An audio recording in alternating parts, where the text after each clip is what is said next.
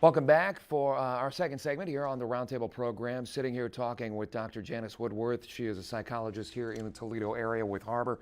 We so appreciate you taking some time. We're talking about what's too much to handle, not only for kids in dealing with news and things that are having tragedy in society, but also adults for that matter. And when we went to break, you and I during the commercial break, we were talking a little bit about war situations and teaching moments, not only in things that have happened in the past, and but kids who have moms and dads who are involved in Iraq and Afghanistan, and that's another tough pill to swallow as far as these kids are concerned. It's been very difficult for some of our clients who have parents, uncles, aunts serving overseas, when they would watch on TV sort of this repeated images of the violence, the suicide bombings that were going on in Iraq and Afghanistan, Syria. Kids are not very good at sorting out what the difference is, and their real fear that their loved one was going to be harmed, and for some kids that really became a source of very intense anxiety. How much do these parents need to be coached as far as being able to break I guess any barrier whatsoever communication-wise with their kids? Or is it just innate, you think? Well, I think there's some issues. I think most parents want to protect their children. I think many children want to protect their parents, so sometimes they are not talking about the things that bother them. Even at younger ages? Yeah, even at younger ages. So I think parents, they're the adult, they have sort of some of the responsibility to open up those subjects. If their kids want to talk about things that are bothering them at times when it's quiet, either right before bed or if they're driving in the car, they have an opportunity to sort of talk in a more quiet environment. Is it okay to talk about things like this? My recommendation is that if a child brings something up, then it's okay to talk about it. Particularly young children. For older kids that are more likely to be exposed to this at school, I think saying, are you guys talking about what happened in Colorado at school? Yeah. What are you learning about that? And what do you think and how do you feel? Is it wrong to shield them? I think it's naive. Because they're going to find out some way, somehow? Yeah. I think it's important that line of communication be open. I think not letting them watch TV, to the TV coverage of this stuff over and over again. To run for the remote when the story comes on and turn it off is bad.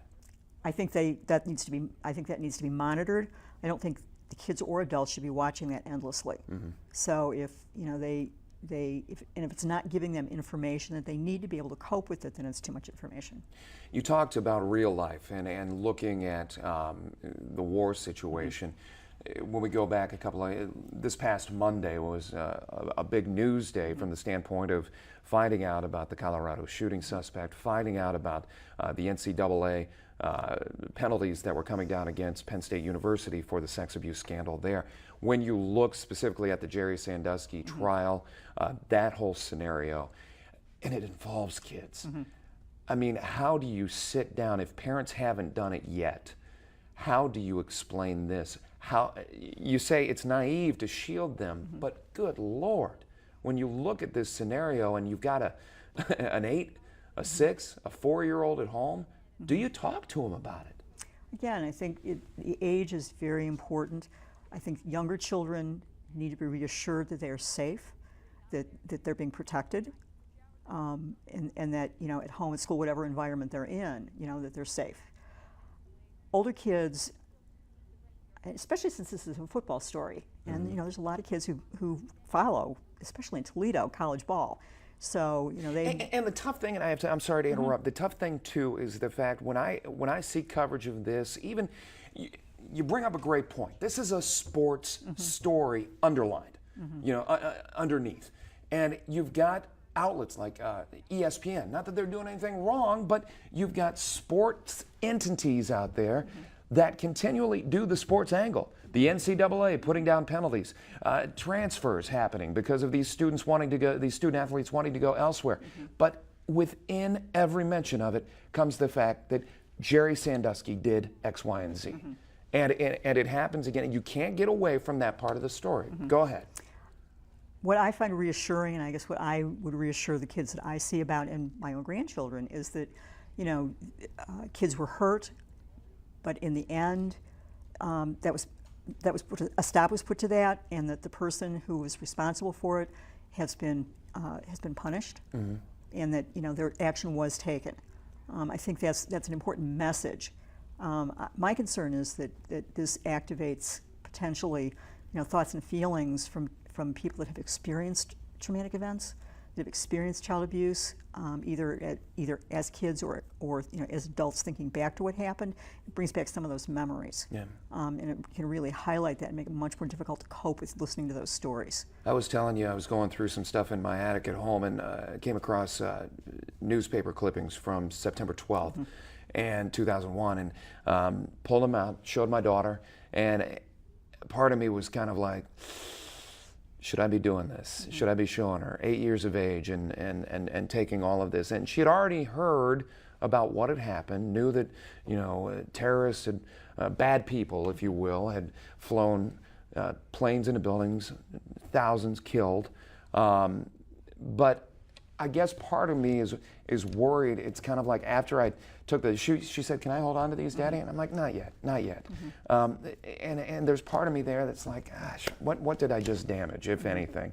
You want to lead your kids on that pure line, keep that purity, that angelic notion, if you will. But do parents like me, others out there, I mean, do they harm their children in any way, just showing them, trying to teach them about tough history? I think it's important that kids know and understand our history. It's 9/11, Katrina. Yeah, Katrina, you the brought things up. that I remember, in the last 10 or 15 years. Talk about being in D.C. You said you were just there recently at the museum. Yeah, I was at the museum, and they have an entire wing dedicated to the newspaper headlines from Katrina for a period of several weeks. And as I was walking through that, I was just sort of awash in my memories of watching TV over and over again.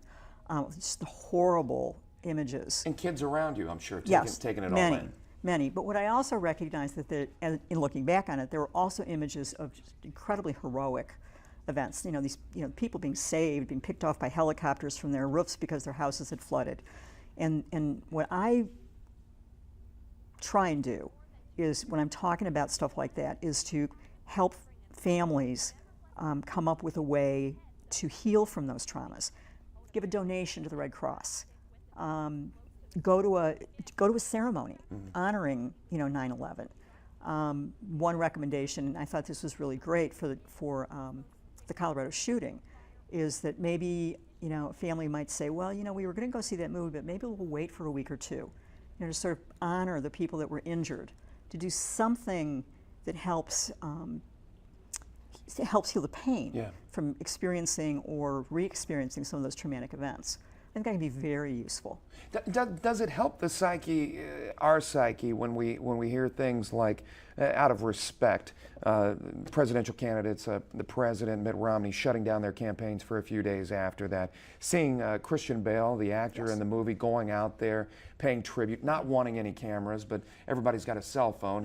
He was still photographed there. But how does hearing that back on us help us heal, I guess? Oh, I think that becomes the context for the conversation. The flags at half-mast. The images that we can carry with us that are part of our grieving process and part of our ability to mourn when these tragedies take place is part of the healing. So I think those images are very important, that we as adults and as families are able to experience some of those images and talk about that. That this is the way we, as a family, are going to deal with this tragedy. Should these be, so as we look to the future, should these be immediate teaching moments, or do we give it time for parents to kind of put a game plan together, or as soon as we hear it? I guess that's a loaded question. It's a good question. It's a great question. The first, I think the most important thing in any of these situations is that kids understand that they're safe. And that their parents are safe, and that you establish that sort of safety net, for lack of a better word. And then once kids understand that, then I think that you can start talking about things around that. But at least for the first few days or perhaps weeks, making sure the kids understand that whatever it is they're watching is not going to happen to them. Yeah. You know, and that they're protected, and this is an isolated incident, and then maybe start talking about what the meaning of that is and the impact. And within the family tree, the hierarchy of who gets to the kids and who talks to them, should it be the parents' role first and foremost, outside of like grandparents, uncles, aunts, to talk about things like this to try to help kids through it?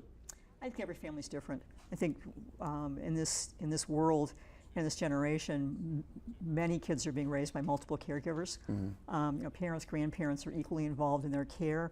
So I think it kind of depends on what the family structure is like. In some families, the grandparent is the one who carries the wisdom, and is the one who tends to be the one to sort of talk about stuff like that. Especially if it's something that's fairly close to home. The parents may be struggling with themselves. Sometimes it's easier, you know, for a grandparent to talk about stuff like that than a parent. I really think that that's an individual choice based on how the family operates. And in journalism, we're not supposed to ask close-ended questions, asking yes or no questions, but are things like this too much for us to handle?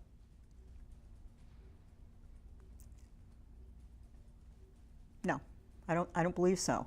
I believe that we sadly have had a lot of experience in handling national tragedies and have developed some skill and some knowledge and some understanding in the last decade about how to do that. Is it tougher in this day and age to get through it because we're so inundated?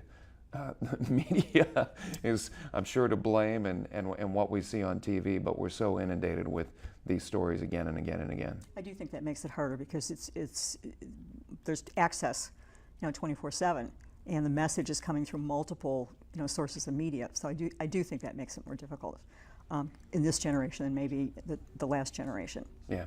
Well, Doctor, I appreciate you taking some time to talk with us here on the Roundtable. Obviously, this is one of those things that I hope some parents out there, some grandparents can take some solace in knowing that this is a tough thing to deal with, and definitely something that needs to be discussed. Glad to have you here. We'll talk to you soon. Thank you. Stay right there. We'll wrap things up here on the Roundtable for this Sunday right after this.